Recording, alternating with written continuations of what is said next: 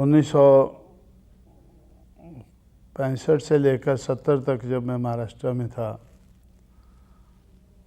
तो मुझे ये देखने को मिल रहा था कि अंबेडकर की चलाई हुई मूवमेंट आहिस्ता आहिस्ता वो फेल होती नज़र आ रही थी। तो उसके फेल्योर के काफ़ी कारण मैंने ढूंढने की कोशिश की, तो मैं इस नतीजे पर पहुंचा कि जिस समाज की गैर राजनीतिक जड़ें मजबूत नहीं होती हैं उस समाज की राजनीति कामयाब नहीं हो सकती है। तो इसलिए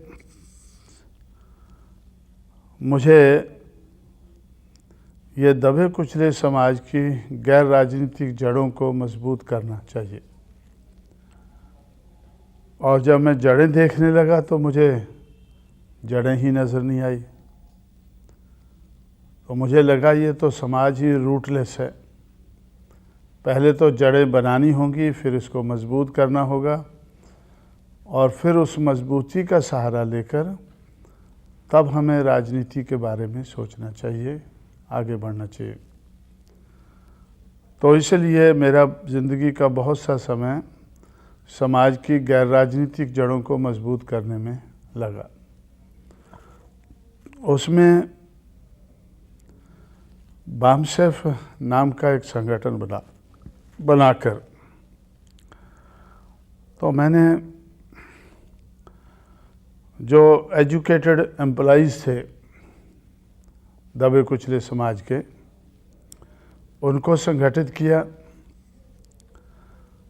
और उनको संगठित करके दिमाग, हुनर और पैसा,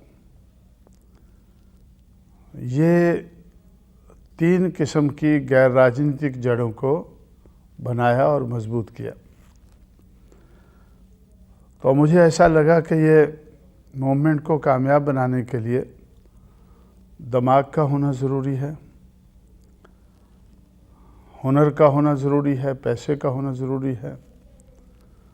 तो इस तरह से 3 किस्म के जनरेटर बनाकर तो मैंने बात को, मूवमेंट को आगे बढ़ाने की कोशिश की। और जब ये गैर राजनीतिक जड़ें कुछ मजबूत हुई तो फिर मुझे ऐसे लगा कि भाई power will be product of struggles. जो राजनीतिक सत्ता है वो संघर्ष में से ही निकलेगी। वैसे ही कोई हमें थाली में लेकर उसको नहीं परोसेगा देगा। तो इसलिए संघर्ष करने के लिए दलित शोषित समाज संघर्ष समिति, जिसको शॉर्ट में हम DS4 बोलते थे, इस नाम का संगठन हम लोगों ने बनाया और उसके माध्यम से पहला संघर्ष हमने शुरू किया देश भर में।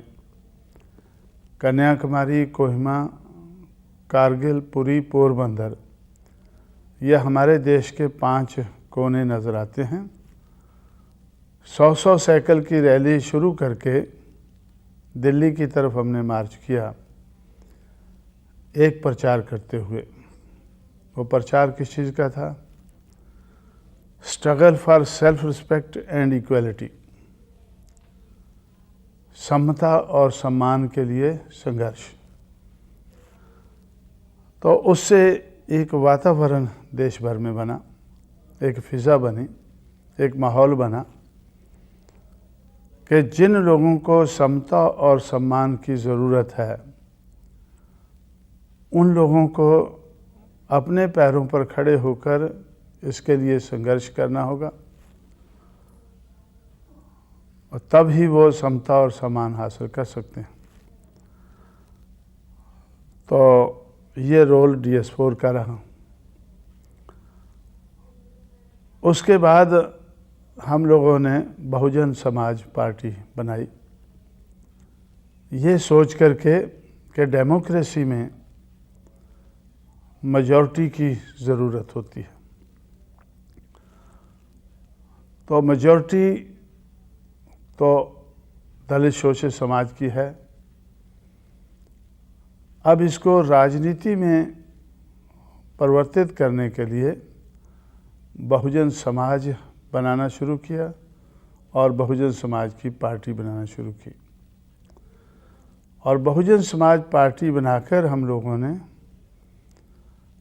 तो दिमाग, हुनर और पैसा के जो जनरेटर बनाए थे उनका इस्तेमाल करके संघर्ष करके राजनीति में आगे बढ़ना शुरू किया। तो बहुत देर तक लोग ऐसा सोचते थे कि इस किस्म के संगठन बनते हैं, थोड़ी देर चिल्लाने के बाद ख़त्म हो जाते हैं। लेकिन हमने पहले ही ये प्रिकॉशन लिया था कि ये whatever we have to attain, we must be able to sustain। जो हमें हासिल करना है उसको बनाए रखना है। तो इस किस्म का प्रबंध हम लोगों ने किया और मूवमेंट आगे बढ़ती गई।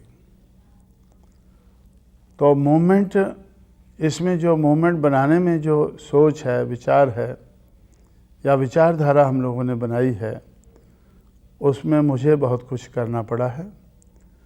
लेकिन इस विचारधारा को अमल में लाने के लिए मेरे जो शागिर्द हैं, मेरे चेले हैं या जिनको मैंने तैयार किया है, तो वो लोग इसको अमल में लाने के लिए मुझे बड़ी मदद कर रहे हैं।